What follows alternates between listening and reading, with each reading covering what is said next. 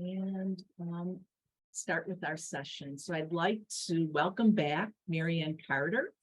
She is a clinical pharmacy specialist in palliative care and pain management at the University of Kentucky Healthcare System. We're so glad to have her back for the Q&A session.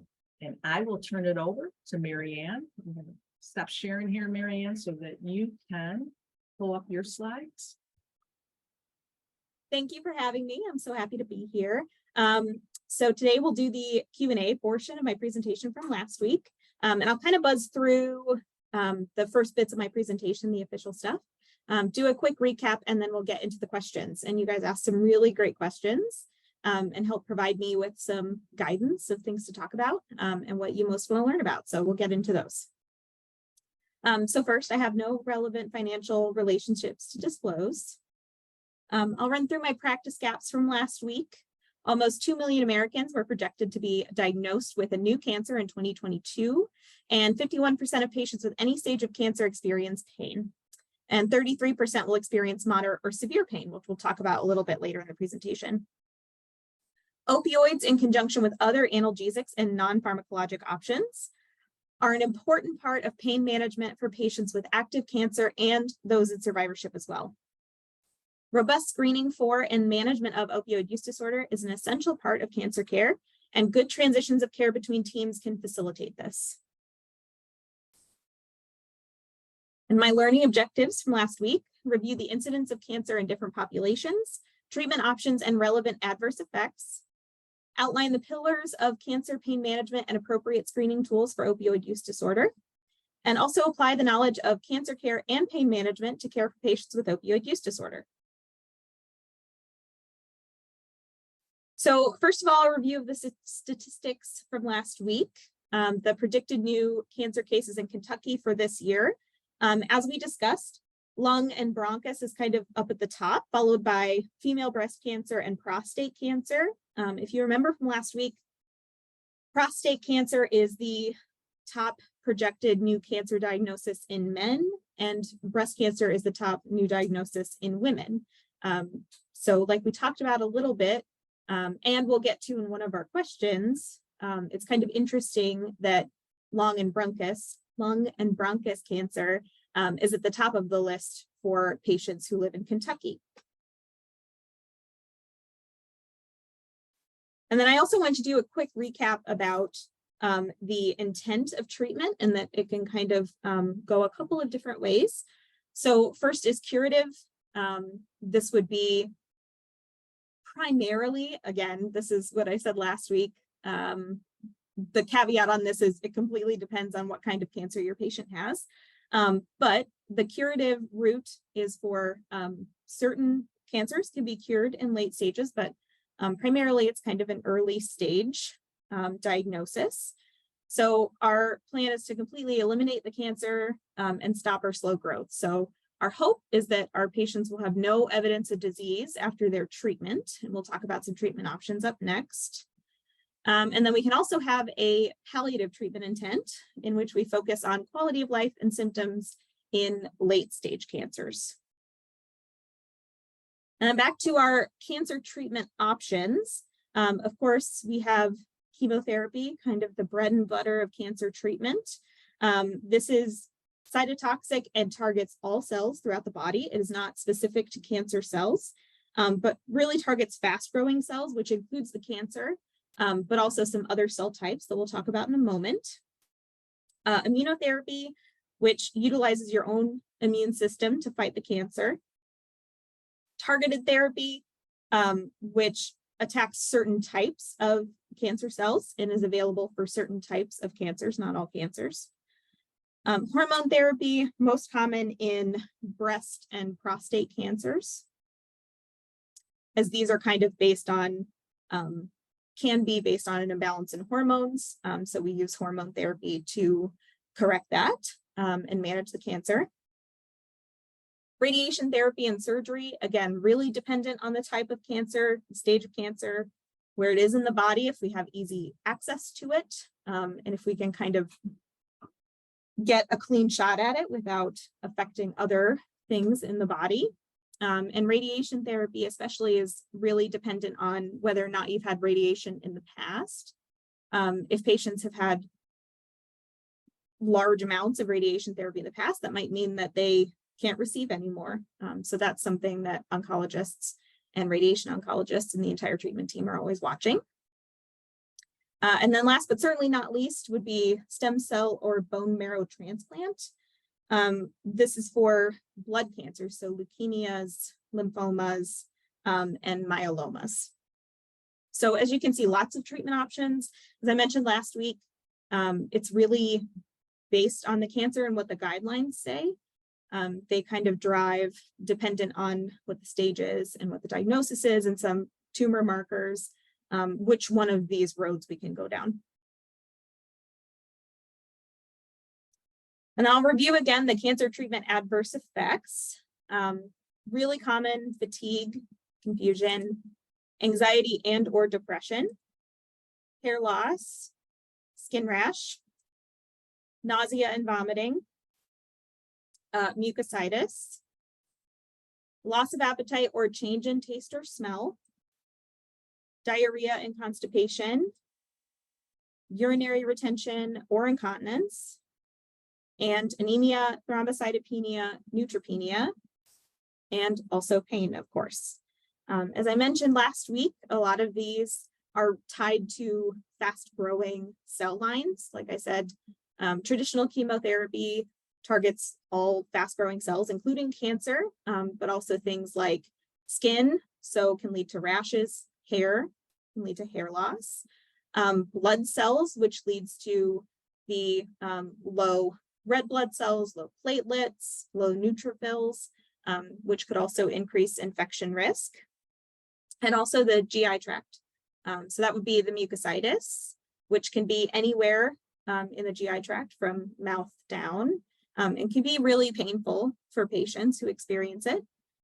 This can also include the diarrhea and constipation with the inflammation in the GI tract, and also nausea and vomiting could be part of that too, but is also a side effect of the treatments themselves. And the goals of pain management in cancer, as we talked about, pain is a big part of cancer care and cancer treatment and helping these patients live their best lives. So there are 5 A's that are kind of the main things we think about when we're treating pain in patients with cancer. So first is analgesia. So we want to optimize analgesia and pain management. Activities, to optimize the activities of daily living so that patients can be as active as they possibly can and do as much on their own as they can. Adverse effects, we want to minimize side effects of treatment, and also the medications that we give to patients to help with treatment. And that can be pain medications that cause things like constipation. We want to minimize adverse side effects of the treatments themselves, so the chemotherapy, and kind of getting out in front of that and also giving patients tools to manage that. Aberrant behavior, so as I mentioned, monitoring for aberrant drug use behavior is a big part of cancer care, and we'll talk about that a little bit as well. And also affect, so this is the relationship between pain and mood. As I mentioned, anxiety and depression are very common in patients who have cancer for a multitude of reasons. So we hope to maximize the benefit on mood and pain.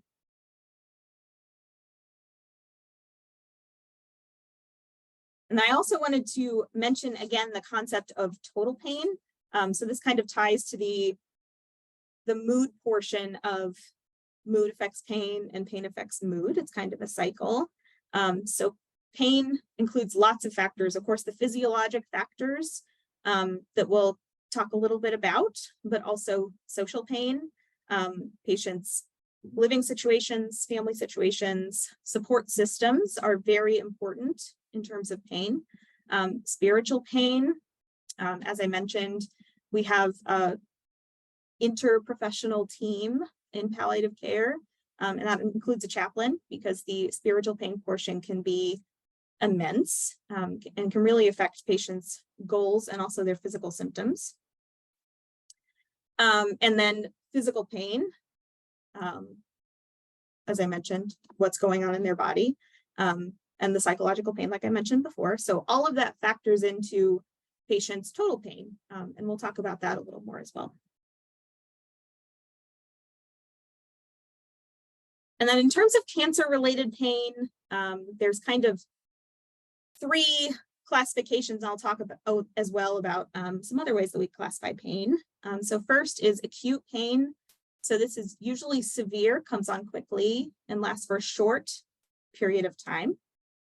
Often patients who are in the hospital and who we as palliative care are consulted on to help are experiencing acute pain flares from either their treatment or the cancer itself, or a combination of both. Chronic pain is pain lasting for more than 3 months. Often patients who have cancer, whether or not they're receiving treatment or what kind of treatment they're receiving, their pain becomes chronic. And then breakthrough pain is a very specific type of cancer-related pain. So this is a sudden intense pain flare that occurs while patients are already taking medications for chronic pain and chronic cancer-related pain. It's a very sudden high pain spike that is often treated with opioids and large, higher doses of opioids to overcome this, but it's kind of a very specific presentation of pain.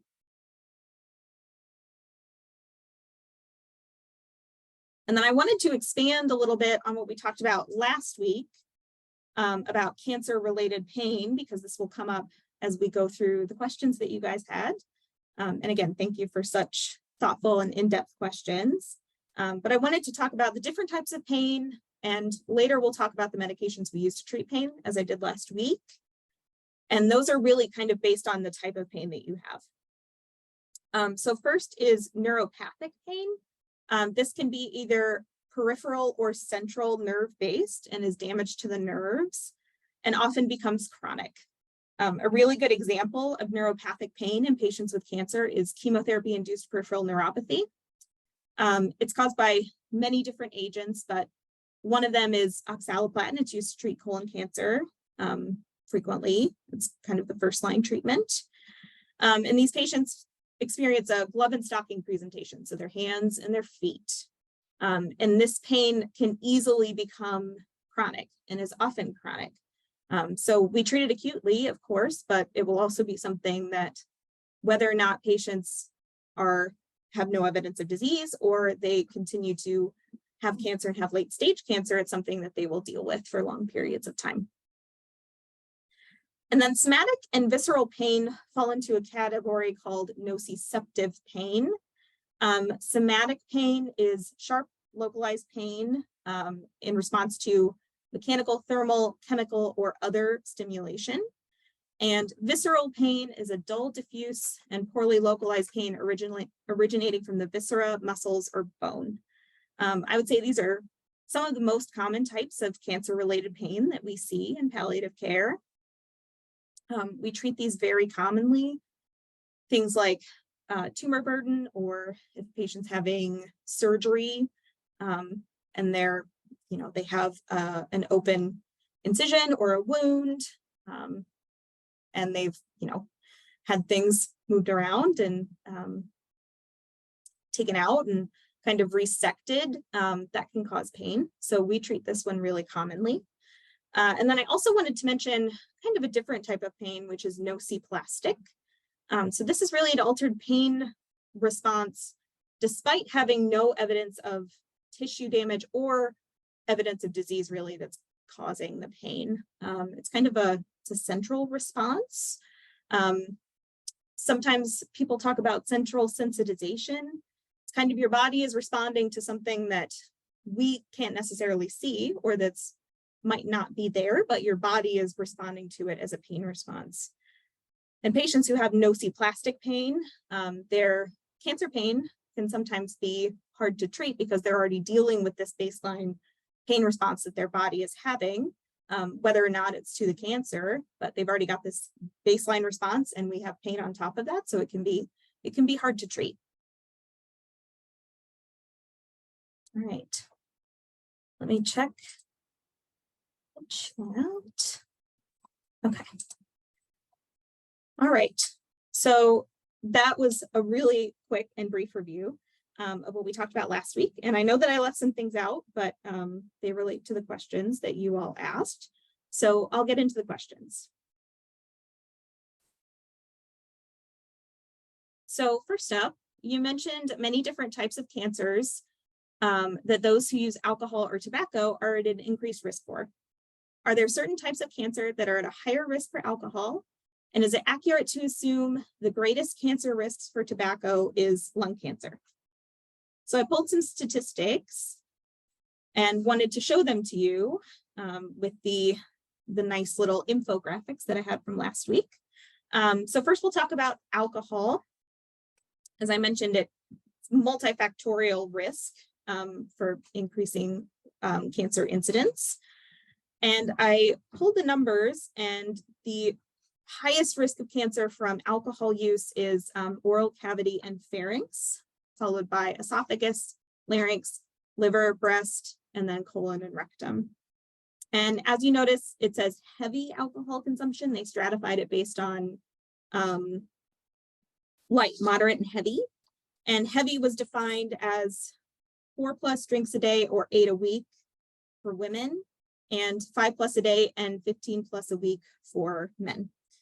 So truly heavy. But yes, the oral cavity and pharynx is the highest risk with alcohol. And I also pulled the numbers for tobacco, and this is not stratified based on the number of years the person has smoked or how much they smoke, or whether they use smokeless tobacco or cigarettes or any of that. But yes, as the questioner mentioned, lung and bronchus and trachea are the highest risk by far for patients who use tobacco products, followed by esophagus, urinary bladder, and colon and rectum. The lung and bronchus and trachea is, like I said, far and away. The others are very small numbers in comparison. All right, next question. Are there different non-opioid pharmacological recommendations for patients who are taking buprenorphine versus methadone for their OUD treatment?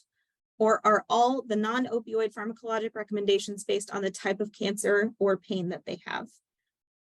The short answer is no. The recommendations aren't necessarily based on whether or not they're on buprenorphine versus methadone. A lot of it is really based on kind of a decision tree of starting with non-pharmacologic options and moving down, and also the type of cancer-related pain that they have. So I'll review a little bit from last week, but I'll also add some new material as well. So in terms of cancer pain management, like I said, we kind of have a stepwise approach to it. So first is non-pharmacologic, which I'll talk about next. After that is non-opioids. And last but not least are opioids. So in terms of non-pharmacologic pain management, this is what we talked about last week.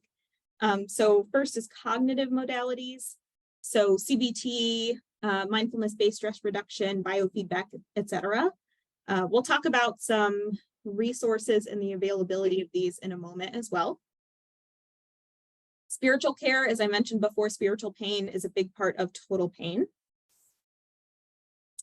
Physical modalities, so these are things like massage, heat and ice, TENS units, acupuncture, etc.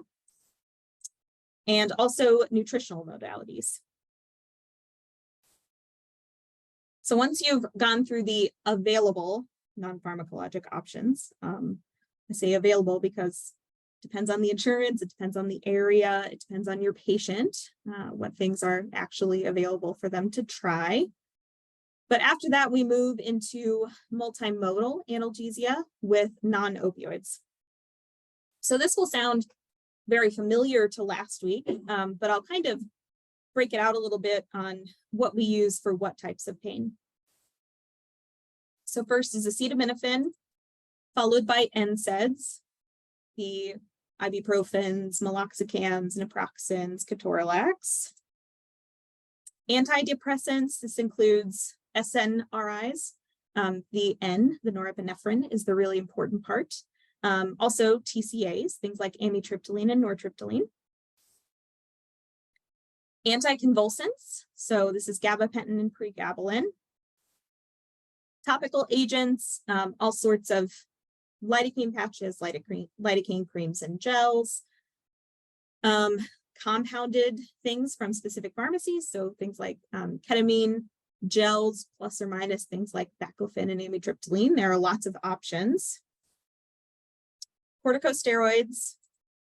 And then, as I mentioned, for severe acute uncontrolled pain, you can use things like IV ketamine and lidocaine. So as I mentioned, there are lots of different types of pain. So for neuropathic pain, that's kind of where we're going to use the antidepressants, the SNRIs, the TCAs, and the gabapentin and the pregabalin.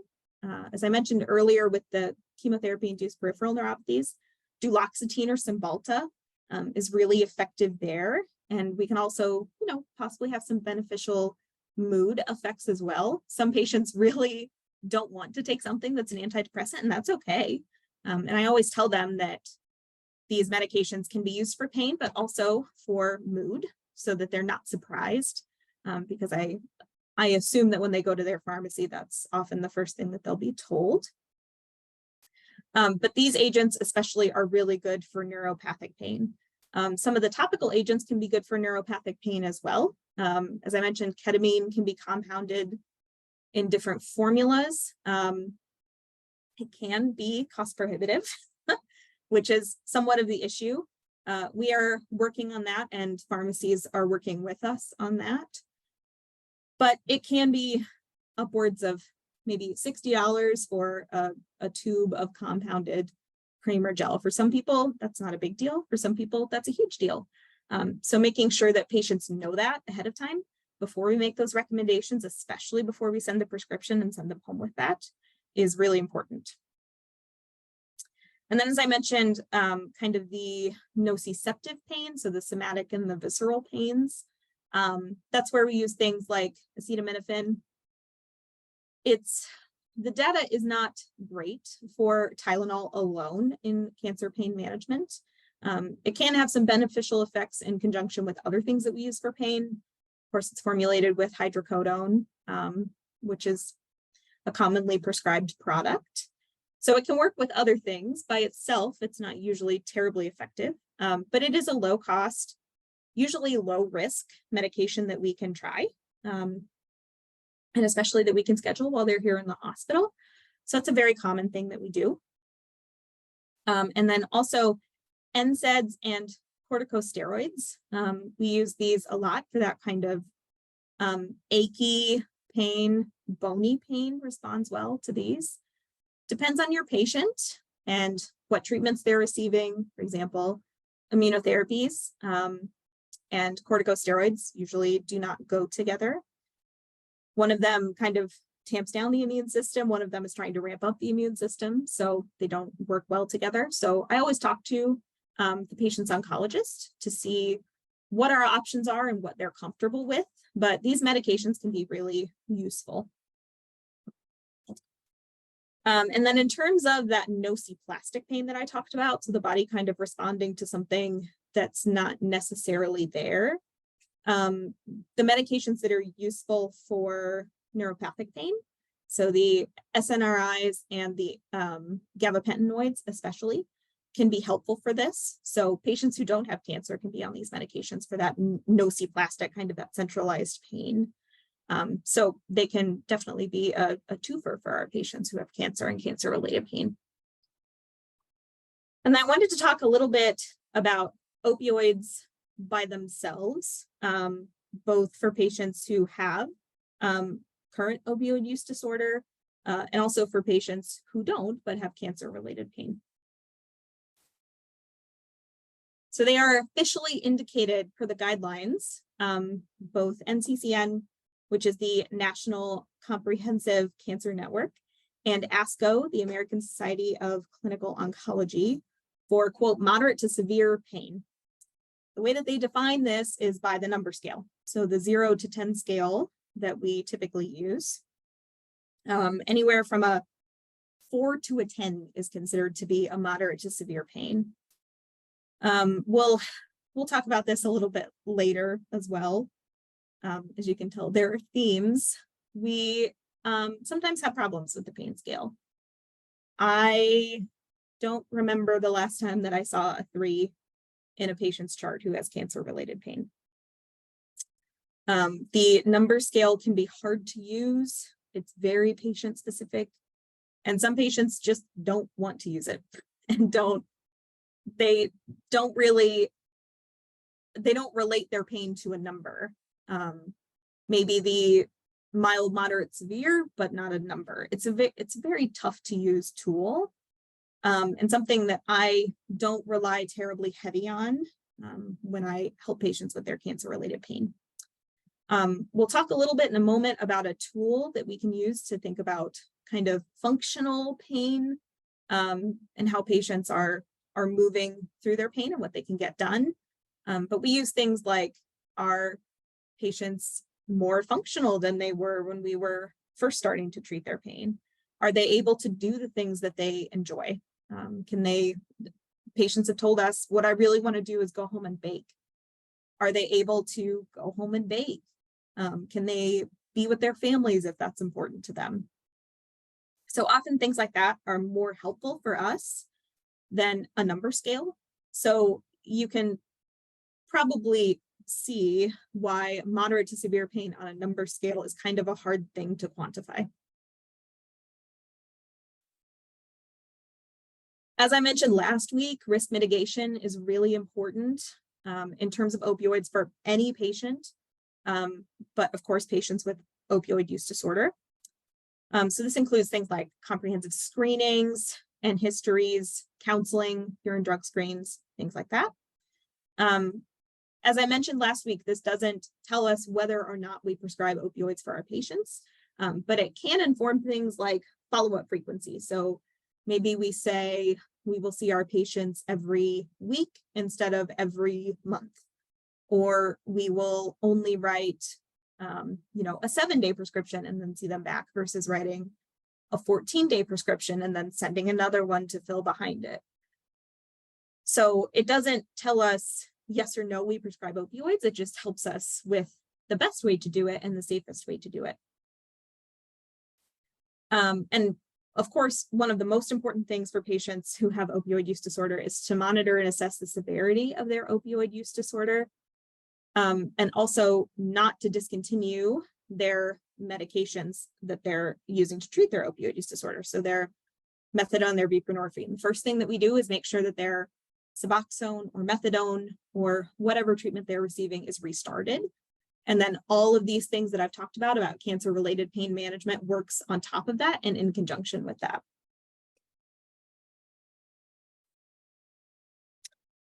And then speaking of methadone or buprenorphine, one of the things that we can do, and kind of the first place that we start, is to titrate or increase their dose if appropriate. Sometimes we can't do this because they're on a maximum dose, or their treatment, their OTP has said we can only go up to 120 milligrams of methadone a day. So we will leave that dose alone to make sure that they have good follow-up in their methadone clinic. And as I mentioned last week, we will split dose either their methadone or their buprenorphine. So for example, the 120 milligrams of methadone, we could do 40 milligrams every 8 hours. Or with buprenorphine, if they're getting 24 milligrams a day, we could do 8 milligrams every 8 hours. Because that effect on pain management and analgesia. Sorry. I'm going to turn off my video because I worry that my computer is working too hard so that you guys can see me. Where was I? Oh, yes. So the analgesic effect of these medications, their effect on pain is much shorter than the longer effects that we use them for opioid use disorder. So we're talking anywhere from 6 to 12 hours, which is why we split dose it. So we're getting the benefit of treating their opioid use disorder, but also their cancer-related pain on top of that. And then also consider adding additional opioids for cancer pain management on top of their MOUD. So like I said, opioids are indicated for all patients with moderate to severe cancer-related pain, which is hard to define. We want to optimize what they're already on, their MOUD, as much as we can, but also consider adding additional opioids on top of it, knowing that they might need more than they're already getting, and knowing that since they have those opioids in their body already, they might need higher doses than we expect, and that is not surprising. All right, next question, but I want to take a quick break to see if anyone has any questions. I know I'm covering a lot of ground and have a few more questions to answer. So if you have any new questions, and also Dr. Nichols is on, I wanted to see if she had any further input on what we've already talked about. Now, could you just clarify for the audience how you make the, how do you distinguish acute pain from breakthrough pain, especially in the hospital? And then if you could quickly explain what you mean when you say pains are hard to treat. I know those are tough, but I know you can do it. Thanks. Can you repeat your second question? When you said that the breakthrough pain or nosoplastic pain is hard to treat, does that mean because the medication regimen is so complicated or something else? Okay. Yes, good questions. So, honestly, it's hard for me to quantify acute versus breakthrough pain, other than the breakthrough pain is going to be a really sudden and really intense pain flare. So acute pain is, of course, severe and lasts for a short period of time. The breakthrough flares are going to come over the medications that we are already treating with, and don't necessarily respond as well to the doses of opioids that we might already be using. So let's say their medication regimen is already optimized. We've already got them on multimodal analgesia. We've already got them on opioids. We're already using IV ketamine. We're already doing lots of things. And they're still having these really sudden, really acute, really high pain rating, or it's really affecting their functional status flares. And they come really quickly and they leave really quickly. That's kind of cancer-related breakthrough pain. Acute pain, patients come in with acute cancer-related pain all the time. Maybe something has changed in their disease. Maybe their tumor has grown or changed, or something else inside their body has changed, or they have a completely different process happening on top of their cancer that we need to treat. So they're treated fairly similarly, but the breakthrough is a higher amount of pain and much quicker on and off, if that makes sense.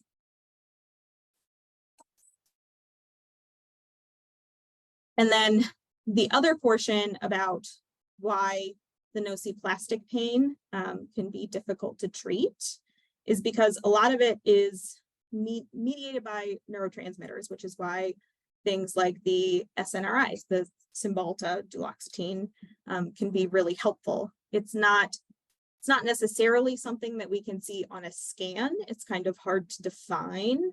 And patients often have other things that might clue you in. For example, things like fibromyalgia or complex regional pain syndrome or Ehlers-Danlos.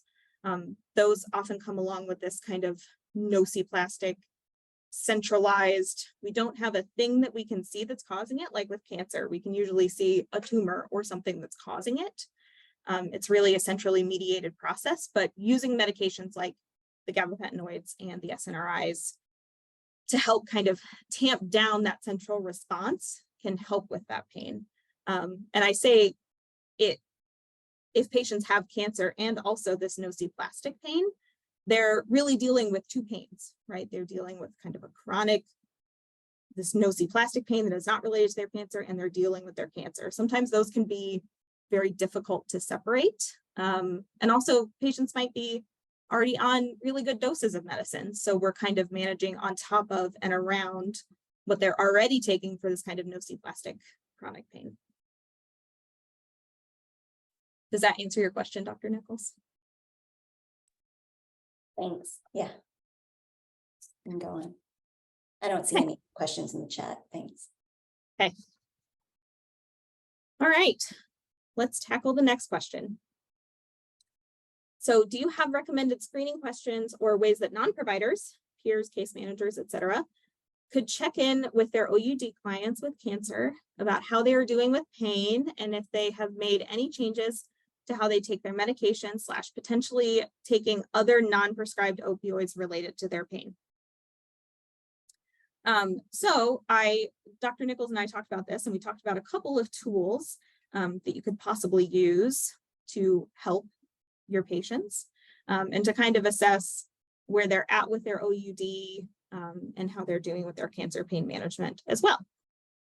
And as I mentioned before, one of the really important parts of cancer pain management is kind of that multimodal analgesia. So one thing that you can always do is kind of make sure that they've talked to their oncologist about their cancer pain and making sure that they've got a couple different medications on board that are working in different ways for different types of pain to make sure that we're getting as good of a handle as we can on that underlying pain and also helping with their OUD. So the first is the NIDA quick screen. So this has just a few questions, and then based on the answers to those questions can break out to some further assessments. So first off is, in the past year, how often have you used the following? Alcohol, same definitions as earlier with alcohol and increased incidence of cancer. 5 or more drinks a day for men, 4 or more drinks a day for women. Tobacco products, prescription drugs for non-medical reasons, or illegal drugs. And the answers are anywhere from never to daily or almost daily. If they say never, then there's no further screening to do. If they have other answers, then there's some other follow-up questions that you can ask. And I do want to say this is one tool out of many. There are many different screening tools for things like tobacco use and alcohol use that you can use on top of this, but this is kind of an easy, quick and dirty, tell me how things have been going. And one of the follow-up portions too is in the past month, how often have you used the following? So depending on how often you're seeing your patients, maybe that would be a helpful thing to ask. In the past month, how often you used alcohol, prescription drugs for non-medical reasons, things like that. And then I also want to talk about the PEG scale. So this stands for pain, enjoyment, and general activity to assess pain intensity and also interference. So this is on the 0 to 10 scale that I talked about earlier. First is, what number best describes your pain on average in the past week? Second, what number best describes how during the past week pain has interfered with your enjoyment of life? And 3, what number best describes how during the past week pain has interfered with your general activity? So like I said, the number scales are often hard to use. Patients will tell you, I have no idea what you're asking me. I don't have a great assessment for what's a 7 versus what's an 8. So that can be a limiting factor. But if nothing else, this kind of opens up the discussion about their pain. Are we treating that well? Their enjoyment of life. Are they able to do the things that they want to do that bring them joy? Are they able to bake? Like I said earlier, are they able to be with their families and be present for those things? And also just general activity. How are they getting up and around? Are they able to complete their activities of daily living? So these are a couple of tools. Like I said, if you, I included a couple of websites in my references down the bottom right corner. But if you use these websites and even just start to Google and look around, there are lots of different tools depending on what the patient is experiencing, if it's alcohol use disorder, opioid use disorder, what their pain presentation is like, there's lots of different tools that can kind of help you get at, are we treating their use disorder well? Are they needing to use medications outside of how they are prescribed? And also just overall, how are they doing with their combined opioid use disorder and their cancer as well? Okay, next question about some resources, as I mentioned earlier. Do you have any recommended resources for helping patients find some of the non-pharmacological pain treatments like MBSR, massages, et cetera, in their area, especially any that may be covered by Medicaid? So the easy answer to this is no, there's not a great place to find these resources that is area specific. Of course, you can always inquire with their insurance to see what's covered. Things like physical therapy will be covered by Medicaid, but always check with your patient's insurance and what their options are, because I hate to say that things like massages will be covered and then you recommend those and the patient's like, no, I have to pay out of pocket for it. Also, as I mentioned last week, it's kind of tough sometimes to figure out what is available in the area, which of course gets to the root of this question. But things like knowing if there's acupuncture nearby, or if it's feasible for the patient to get there and pay for it. Those things are really tough. And the easy answer is no, there's not a great resource, but the long answer is over time and having referred patients out and kind of getting a feel for the community, making lists. For example, we have a list of pain clinics here on the palliative team that we can refer our patients out depending on where they live. Kind of assembling those resources as you find them and as your patients find them to refer other patients to can be helpful. And then I wanted to point out a few apps for pain and stress. This comes from a list that we use here at UK that we can give to patients for options. So Catch My Pain and Pain Scale are to help them with pain and to track their pain. And then the others are things like mindfulness, like we talked about. The Grateful is gratitude exercises. Insight Timer is something that I recommended a lot during my time in chronic pain clinic for patients who have that kind of nociplastic, tough to get a grasp on and manage pain.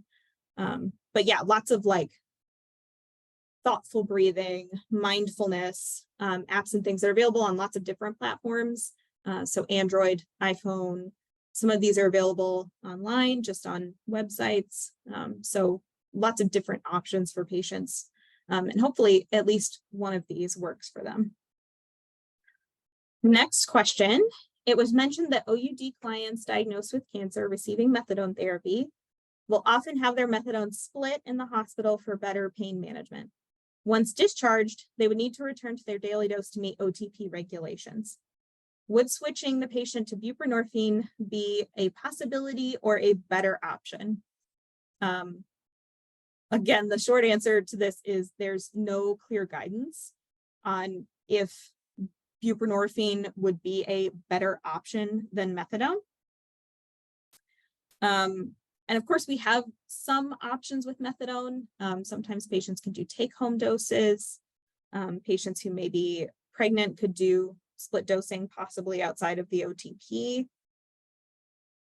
So we have some options. Those aren't great options for all patients, especially patients who might be unstable in their opioid use disorder. But there's not great guidance on, yes, our patients are going to have a tough time getting to OTP for their methadone, so we should definitely switch them to buprenorphine. There's not an easy answer to that. But I did find an expert consensus paper. So this is looking at patients with advanced cancer pain and also opioid misuse or use disorder. And there was a little bit of guidance here on what the options could be. So of course, increasing monitoring of these patients is always appropriate. We talked about Monitoring, checking in, risk mitigation is a really important part of all of this. Buprenorphine is best for harm reduction for patients with alcohol and substance use. Methadone is uncertain for patients with a longer prognosis, greater than a year. And then in the same line, consider the patient's prognosis. For example, if prognosis is really short, methadone takes a long time to come on board and to really be effective and to be titrated to appropriate doses. So maybe that's not a great option for patients who have a very short prognosis, when it might be better for patients with kind of an interim prognosis. I just wanted to add in this expert consensus, the scenario was a person with severe substance use disorder or opioid use disorder who was not on medication treatment. And so the question was asked to a group of palliative care and addiction specialists, what would they recommend in that scenario? Yes, thank you for that clarification. And this is just one scenario that was in the paper. There were a couple of others as well. But as you can see, there's not great guidance, and there's a lot of it might be recommended or it's uncertain. There's not a lot of black and white guidance and evidence on things. Okay, next up, are you aware of any clinics or facilities that offer nurse navigation services for coordinating care? It seems very complicated for individuals with OUD and cancer to manage everything. Again, the short answer is no. It's not a standard of care. Possibly some availability, but no, it's not a standard across the board. But I did want to mention some important care management points. And they kind of identified 3 important pillars for caring for these patients. So first is measurement-based care.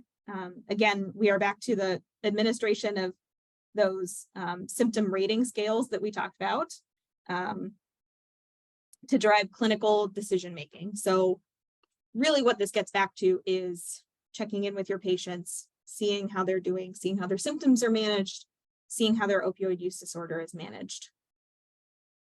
Motivational interviewing is a really important part of care management for these patients. And also coordination and preventive care. Like we talked about last week, this coordination for patients who are receiving cancer care and also have opioid use disorder is extremely difficult. Both of them require a lot of appointments, a lot of touch points, daily appointments, weekly appointments, monthly appointments. They're busy, and a lot of that overlap can be tough to manage and tough for them to get to the places that they need to be.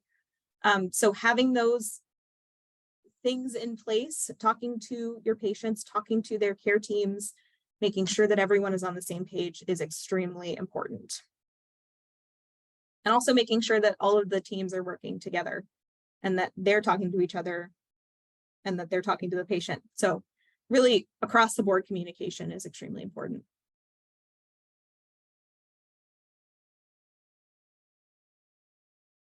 And so I'll add in there for those of you who are working in care navigation and peer support of you understand that there are privacy rules, especially with mental health and substance use disorder treatment, but that could be where the conversation about signing release of information could perhaps be helpful, or at least that the medical teams can always report to the share their records with the mental health or substance use treatment center so that they know what's going on medically, but maybe they don't need that information shared the other way around.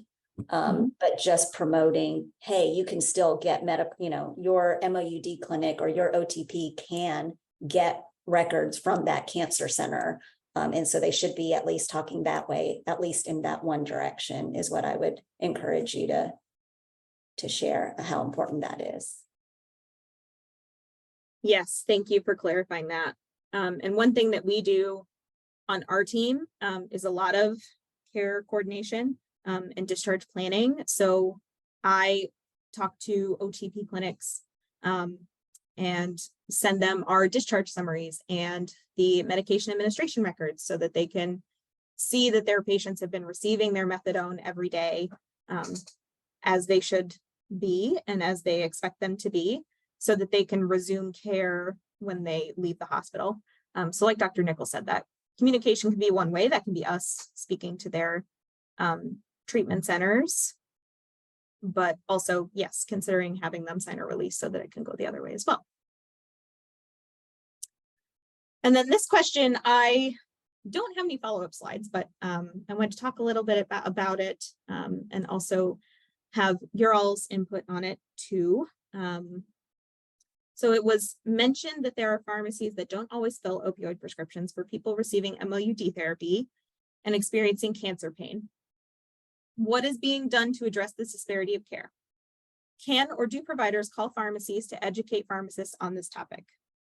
Yes, we do that.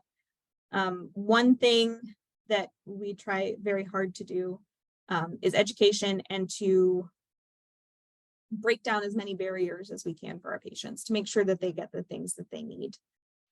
So providers and also pharmacists can call pharmacies to do some education and kind of suss out what the concern is, or if it's an insurance issue, or for example, a store specific policy or something like that we can easily talk through, or if there is a larger concern. So one thing that can be really helpful is doing essentially peer-to-peer, which is also common in insurance, but having a pharmacist talk to a pharmacist, or if another provider is concerned, having a provider talk to a provider. Really having the same, pharmacists in the community are filling these. I'm a pharmacist who's trained in this. Having me talk to them to say, tell me what's going on. Tell me what your concerns are.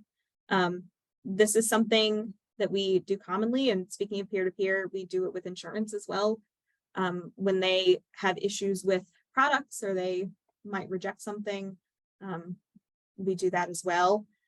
There's lots of education. We are doing lots of education. There are lots of resources available, of course. There are people with specialized training in this.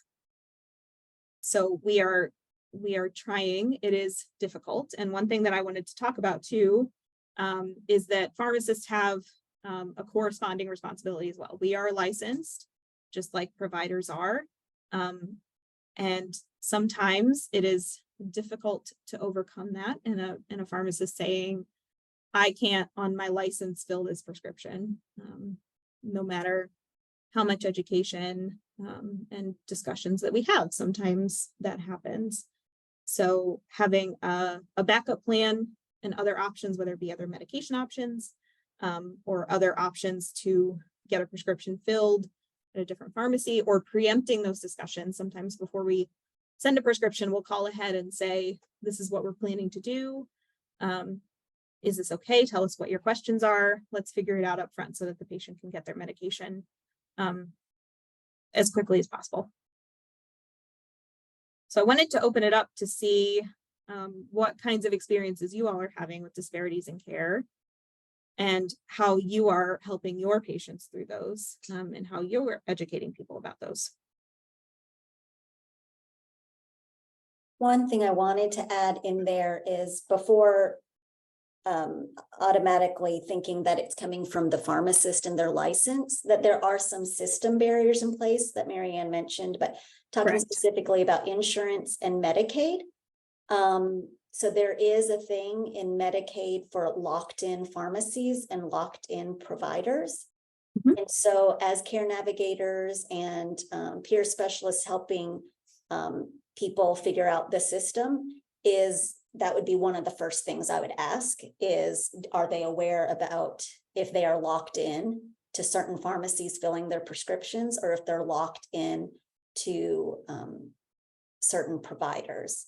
So if they know that they are going to be receiving, for example, their cancer pain opioids or gabapentin or any controlled medication like that from their cancer doctor, they might have to call their Medicaid insurance and add that cancer doctor or cancer provider as one of their prescribers. And then we see this commonly because patients are picking up their pharmacies at the cancer center pharmacy or hospital-based pharmacy, but they're actually locked into their local retail pharmacy like Walgreens or something. And then they end up having to pay a lot out of pocket or not getting their medication filled. I would say I would start there and see if that's something that is a barrier that only the patient can call, because they're the ones paying for that insurance. And so that's one thing that you could do to help on that level. And then I guess just to open it up, we know that there are some challenges to getting medications, but we also discussed that sometimes medications or more opioids aren't always necessary. Acute pain and breakthrough pain is usually short-lived. And then when it turns into kind of chronic pain, and I know we've had a couple of KY open sessions on chronic pain, that would be treated the same, similarly. But in your experience with any of your clients who have had cancer through the time that you've been with them, what have you guys seen? Or have any of you guys have experience working with someone who's going through this? Hey, this is Brandon. I'm another pharmacist at UK, and I work a lot on the inpatient services here, and a lot of our folks will get them inpatient in a really good spot, right? They might be on full agonist opioids for their acute pain, and their pain's under control. We have them maybe with an induction of a buprenorphine or started on methadone, and they're not having any cravings or withdrawal. And then it's kind of that point of transition from the hospital to the outpatient setting where, maybe their discharge medications for pain are decreased quite significantly, which is certainly a risky point in time for that patient, because, if their pain's not controlled, maybe that's what leads them to use a product not prescribed to them. So, I know currently in many institutions, it's a lot of bandwidth to do like a discharge medication rec and double checking those things are filled at the doses that we're keeping the patient, kind of stabilized inpatient. So I don't know, Marianne or Dr. Nichols, if you guys have any strategies that you guys have incorporated on your service to kind of double, triple check discharge scripts and make sure that they're bridged enough to get to an appointment, to a prescriber. And that's just something I struggle with. And I think nationally is a struggle too, but a risky thing for some of these folks.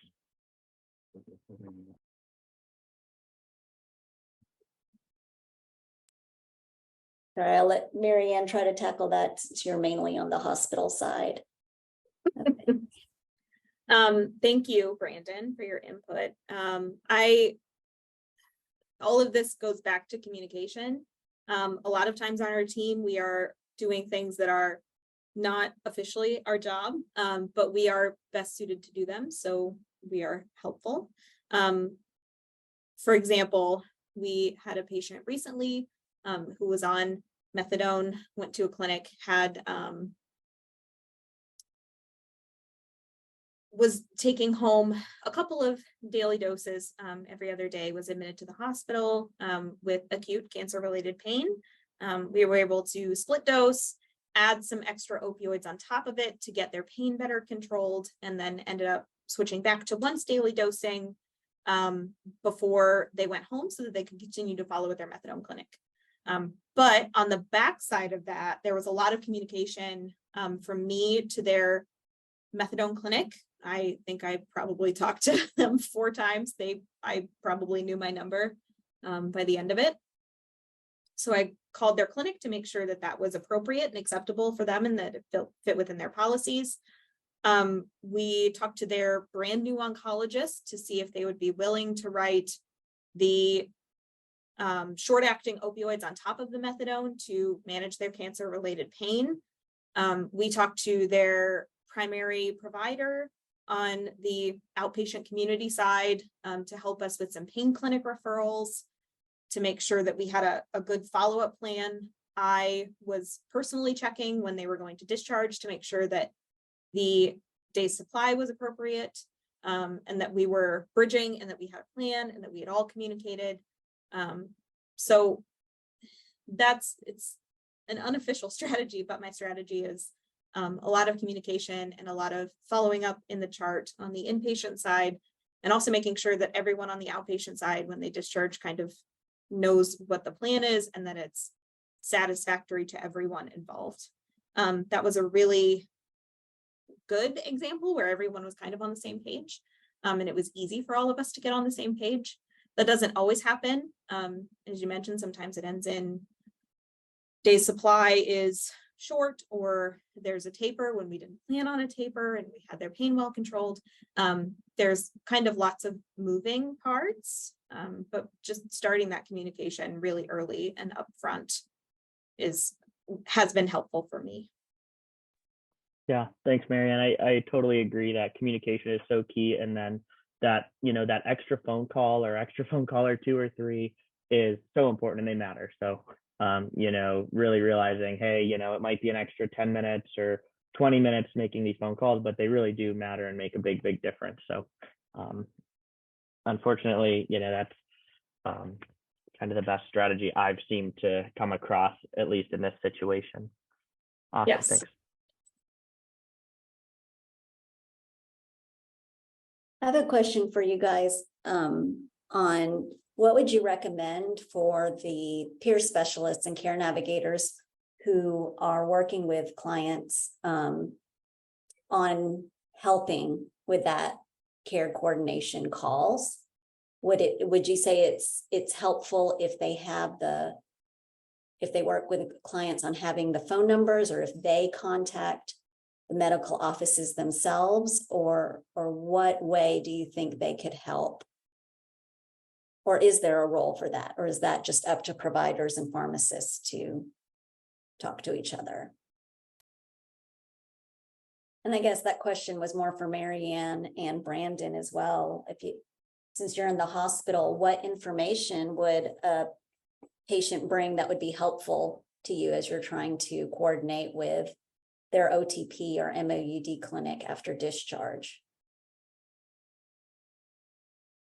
The patient example that I gave, they were actually very well connected with their OTP and had really great communication channels, and they were talking to their clinic every day to give them updates on their hospitalization and when they thought they might go home.